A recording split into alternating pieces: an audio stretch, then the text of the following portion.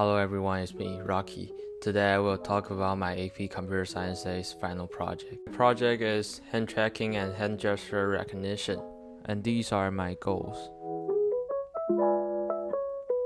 The reason that I do this project is that I want to make a rock, paper, scissors robot, which will 100% predict the gesture I give. So this is just the beginning of my future project. Let me explain my easy goal first. This goal is very simple and easy. I use OpenCV to get my webcam working, and I use MediaPipe to track hands and to draw all hand landmarks out. This goal is for letting me understand the content of OpenCV and MediaPipe API. Second, I use MediaPipe landmarks to determine which fingers are bent and build a state machine to figure out what kind of hand gesture that is. A state machine is a behavior model. It consists of a finite number of states. Based on the current state and a given input, the machine performs state transition and produces output, just like a nested if statement. So, how does the count fingers algorithm work? So this is the picture of human's hand. When I bend my fingers, my fingertips must be lower than the MCP. There is a total of 21 landmarks on the MediaPipe hand model. As you can see, all fingertips indexes are the multiple of 4, and all fingers MCP's index are tips minus 2. So as long as I use for loop to loop through each finger and get the x and y coordinate of those 2 points of the finger, I can now estimate which fingers are bent. After that, my program will return an array including all fingers' current status into a state machine, which can finally determine my hand gesture. Lastly, my difficult goal, using deep learning to recognize hand gestures. Unlike the median goal that is determined in 2D, this one is in 3D.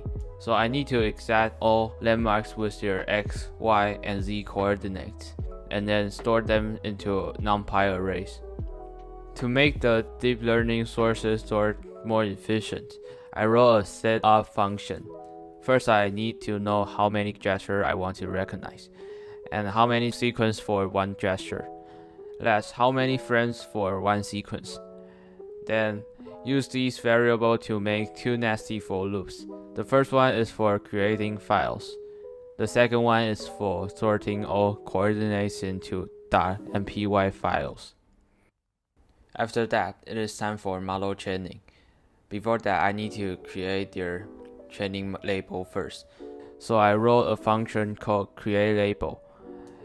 It will first append all the data in the .mpy file into a new array, and categorize another array that has gesture labels in it.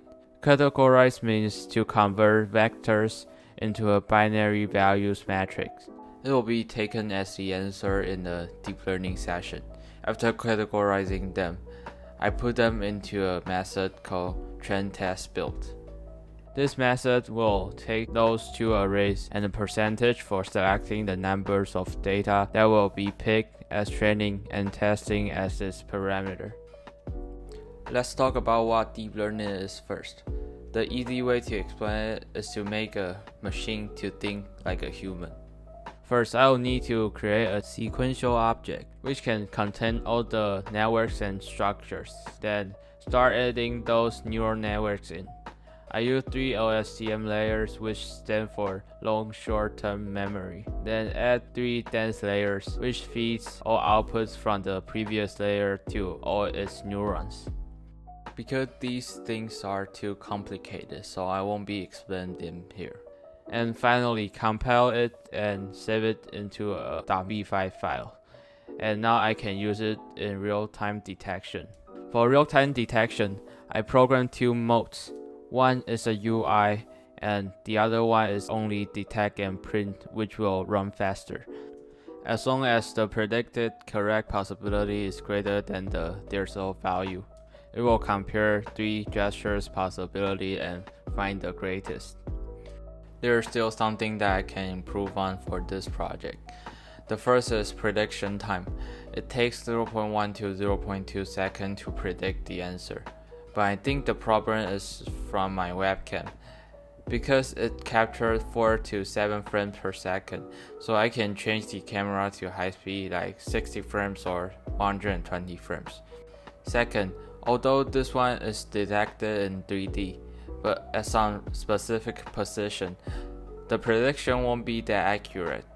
I could spend time capturing more data from different angles and different relative position in the camera. And that's all. Thank you for watching.